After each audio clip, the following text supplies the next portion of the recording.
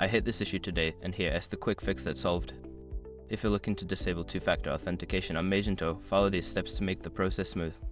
Step 1. Log into the admin panel. Access your Magento admin panel using your credentials. This is where you'll manage all settings.